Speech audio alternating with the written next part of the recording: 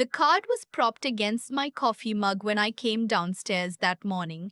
Cream envelope, my name written in my mother's handwriting, that particular shade of careful she reserved for things she considered important. I remember thinking it was a birthday card, even though my birthday was 4 months away. I remember thinking a lot of things in those few seconds before I opened it. It wasn't a birthday card. I'd taken the semester off to help my father after his back surgery. That was the deal. One semester, then I'd finish my accounting degree and we'd all move on. I was 23, working part time at a tax prep office on Route 9, sleeping in my childhood bedroom with the lavender wallpaper I'd always hated, sending money home from every paycheck because that's what you did in our family. That's what I thought family meant.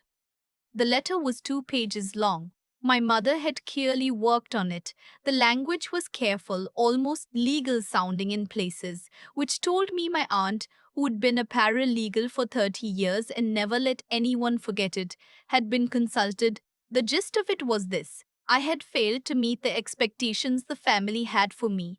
I had not pursued the career path they'd approved of, medicine, specifically, a path my older brother had taken and that my parents had decided was the only respectable option. I had not, in their words, shown the commitment and discipline required to be considered a serious member of this family. And so, effective immediately, I was no longer to consider their home mine. I was no longer to rely on their support, financial or otherwise. I was no longer, in any meaningful sense, their daughter. There was a line near the bottom that I've never been able to forget. My mother had written, "We do this out of love, hoping that real consequences will motivate you to reconsider your choices before it's too late." I read that line 3 times, standing in the kitchen in my socks, the coffee maker gurgling behind me. Then I folded the letter back into the envelope and set it on the counter. I poured my coffee. I added cream.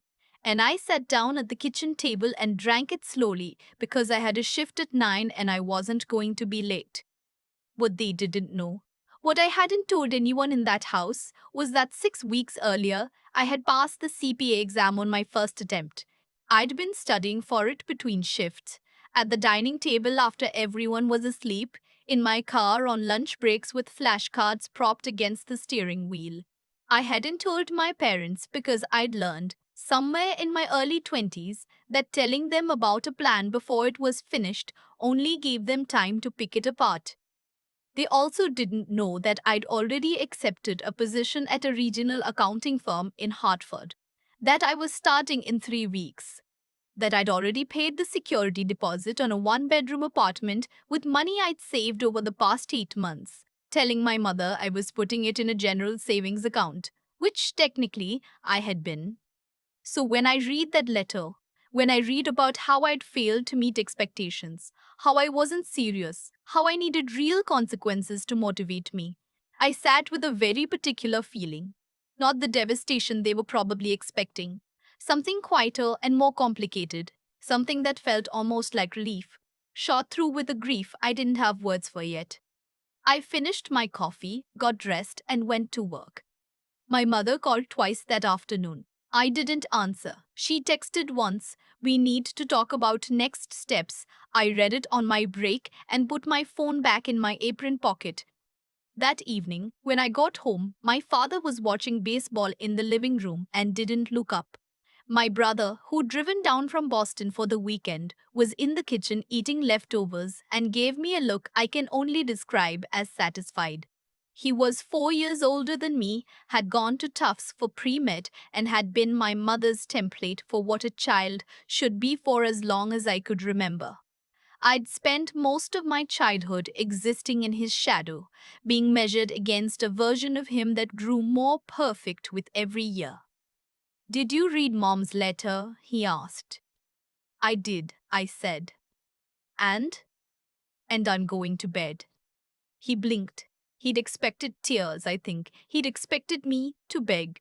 The three of them had sat at that kitchen table and planned this intervention, this consequence, this act of love, and in every version of it they'd imagined, I crumbled. I could tell by the way his face flickered, just for a second, that my not crumbling was the one scenario they hadn't prepared for. I moved out 18 days later. I carried everything I owned in my car in 2 trips. My mother stood in the doorway the second time and said, "You know you can always come back when you're ready to be reasonable." I thanked her for everything and drove away. I want to be honest about the next part because I think people sometimes expect these stories to go smoothly. They don't. The first winter in Hartford was hard in ways I hadn't anticipated. The job was good, the firm was solid, the work made sense to me in a way that few things in my life ever had, but I was lonely in a city where I knew no one, in an apartment where the heat made a noise like a dying animal every morning at 6 a.m., eating frozen dinners because I hadn't figured out yet how to cook for one person without it feeling pathetic.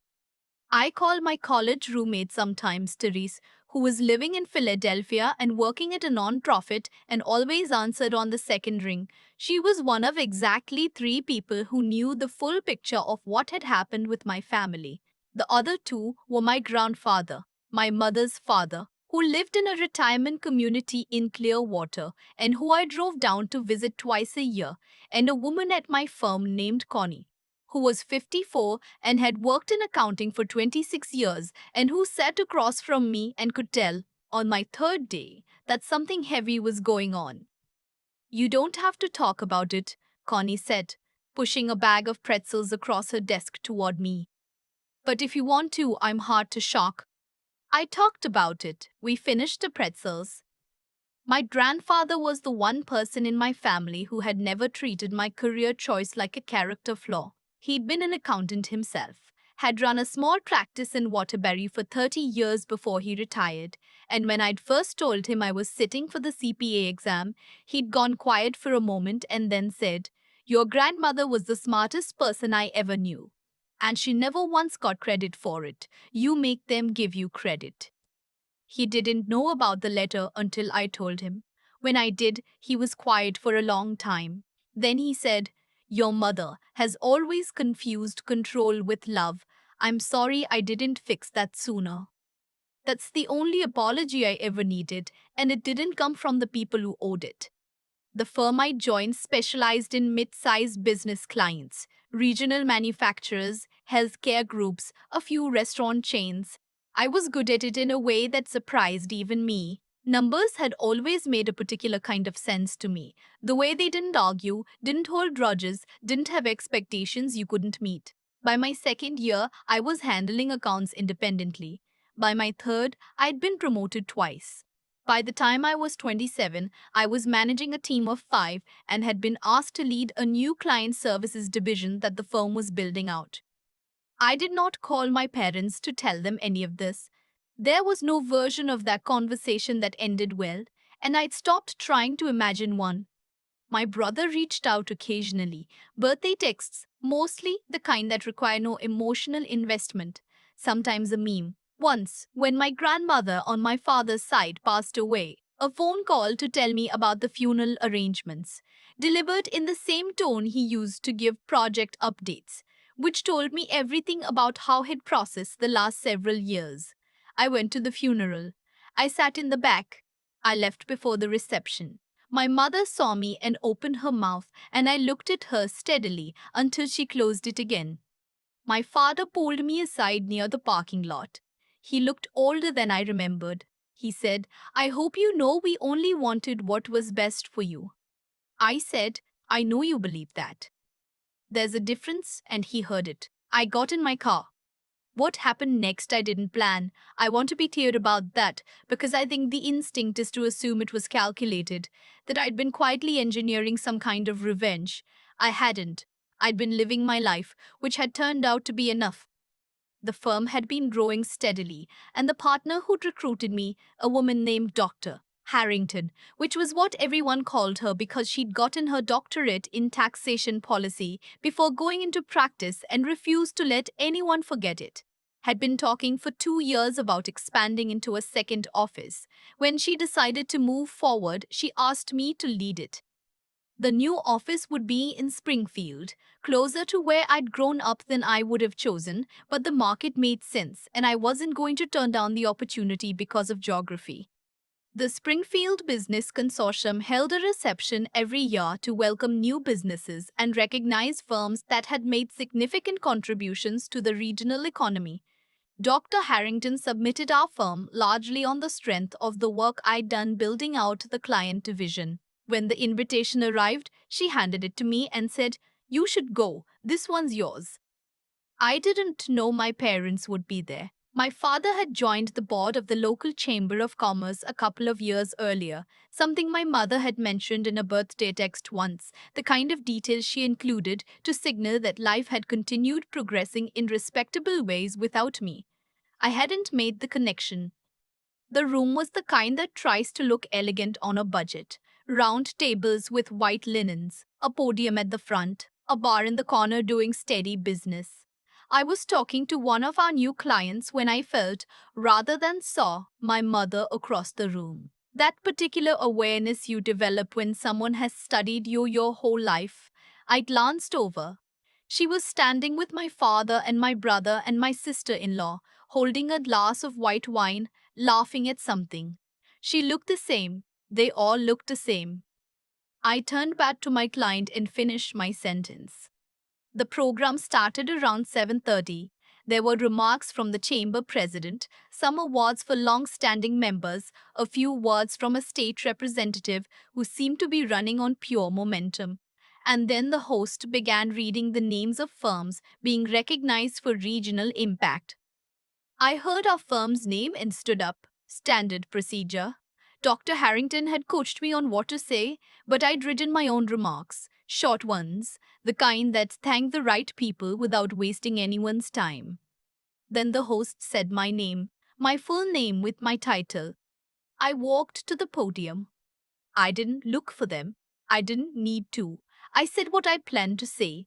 Thanked Dr. Harrington, thanked the team, said something about the particular satisfaction of building something in a region which I meant in more ways than I let on.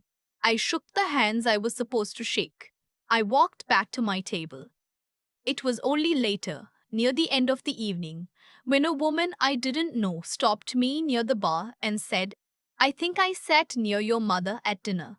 She seemed surprised to see you here." That I understood what had happened on the other side of the room. My brother called the next morning. I let it go to voicemail. He left a message that was 6 minutes long, which I know because I could see the timestamp, though I didn't listen to it for 3 days. When I did, it started with congratulations, the kind delivered by someone who's trying to soften what comes next, and ended with a suggestion that maybe now was a good time to think about coming back into the fold. A phrase that told me he'd been talking to our mother.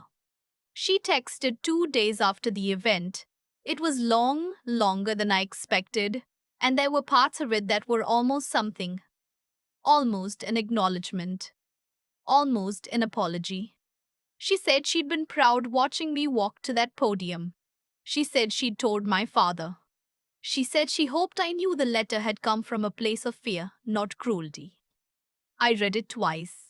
I thought about the girl who had sat at a kitchen table in her socks and read 2 pages telling her she wasn't serious, wasn't committed, wasn't a real member of her own family.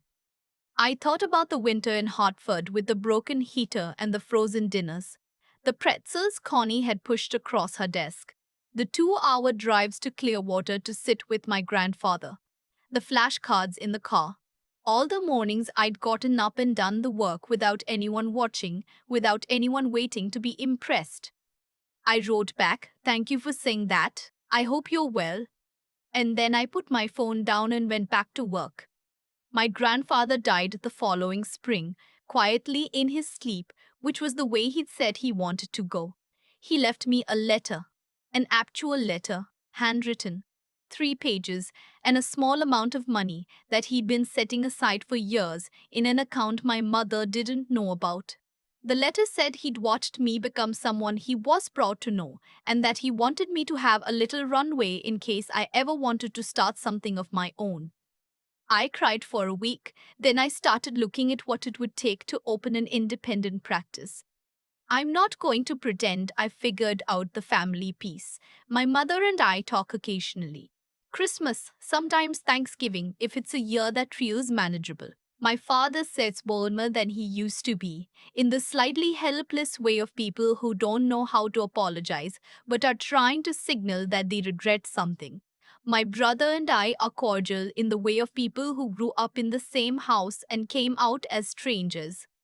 What I know is this: the letter that was supposed to break me became, in some oblique way, the first real freedom I'd ever had. Not because pain is secretly good for you, it isn't, and I'd give it back if I could, but because the moment my family stopped being something I was trying to earn, I started becoming someone I actually recognized. I keep that envelope in my desk drawer. I don't read it often. But sometimes, when something is hard and I need to remember what I'm capable of, I take it out and hold it for a moment. The paper is softened with time. The handwriting still looks like my mother's. I close the drawer and get back to work. That has always been enough. I've thought a lot about what it actually takes to walk out of a room when everything in you has been trained to stay and explain yourself, to not beg, to not perform the breakdown they planned for. That morning in the kitchen, holding that envelope, something in me understood, before my mind caught up, that the letter wasn't the end of anything. It was just the first honest thing my family had ever handed me. People talk about consequences like there's something that happened to you from the outside. But I think the real consequences are the ones that form quietly inside you over years of being dismissed. Every time I was compared to my brother and came up short in someone else's accounting, every time I sat across from my mother and watched her rearrange my ambitions into something she could recognize, those moments didn't break me. They built a kind of internal ballast I didn't have a name for until I needed it: the winter in Hartford, the frozen dinners, the heater that sounded like it was giving up. I didn't give up. That's not virtue I was born with. That's something I'd been slowly constructing out of every time I'd been told I wasn't enough and decided not to believe it. My grandfather understood something my mother never did: that integrity isn't about following the path someone else drew for you. It's about being honest with yourself about what you're capable of, and then doing the work to prove it, not to them, but to yourself. He sat across from me in Clearwater and said, "Make them give you credit." What he meant, I think, was earn something they can't argue with. Not out of spite, out of self respect. The intelligence piece. And I mean that in the broadest sense, not just grades or credentials. The intelligence piece is knowing which problems are worth solving. I spent years trying to solve my family, trying to find the right words, the right accomplishments, the right version of myself that would finally make them see me clearly. That was the wrong problem. The right problem was figuring out what I actually wanted to build and building it. The CPA exam, the Hartford position, the security deposit paid from money I'd saved without telling anyone. Every one of those was a decision made clearly, without the noise of their approval or disapproval in my ear. That's what clear thinking looks like when you finally get quiet enough to do it. And the perseverance. I'm almost reluctant to call it that because the word sounds heroic, and most of it just felt like getting up and going to work when I didn't feel like it, eating the frozen dinner, driving the 2 hours to Clearwater because my grandfather was the one person who saw me accurately, showing up to the Springfield reception and giving the remarks I'd written myself. None of it was dramatic, all of it was cumulative. The letter is still in my desk drawer. I don't keep it as a wound. I keep it as a record of what was asked of me and what I quietly went and did instead. That's the whole story, really. Someone told me who I wasn't. I went and found out who I was. It took longer than I would have chosen, and it cost more than I expected. But what I have now, the work, the practice I'm building, the piece of a life I actually chose, none of which could have existed inside the cage they'd built for me, even a comfortable one. The letter wasn't cruelty dressed as love. It was an exit door I might not have found on my own. I walked through it. That turned out to be enough.